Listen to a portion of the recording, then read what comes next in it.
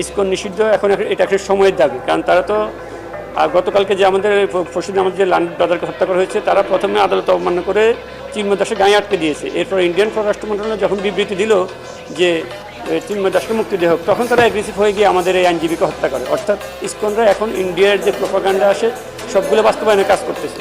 হিন্দুদের জন্য মন্দির আছে, তাদের গুরুকুল আছে, তারা শিক্ষা নেবে গুরুকুল থেকে এবং প্রার্থনা করবে মন্দিরে।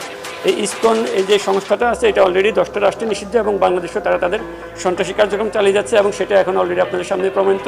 তারা কোর্টের কোনো আদর্শ মানে না, তারা ইন্ডিয়ার যে প্রোপাগান্ডা ছিল সেগুলো বাস্তবায়ন করে। আর ইন্ডিয়া যে অযাচিতভাবে বাংলাদেশের পররাষ্ট্র মন্ত্রণালয়ের কাছে একটা বিবৃতি পাঠালো যে তারা উনার জামিন চায়, উনাদের ইন্ডিয়াতে 3জন মুসলমান মসজিদ রক্ষাকে হত্যা হলো, সে ব্যাপারে তাদের কোনো বিবৃতি নাই। কিন্তু ইসকনের ব্যাপারে উনাদের একমাত্র ইন্টারেস্ট হওয়ার কারণ হলো তারা তাদের প্রত্যেকটা প্রোপাগান্ডা ইসকনকে দিয়ে, অর্থায়ন দিয়ে, অস্ত্র দিয়ে, বুদ্ধি দিয়ে সহায়তা করে বাংলাদেশটাকে অস্থির করে যাচ্ছে দেখা যাচ্ছে।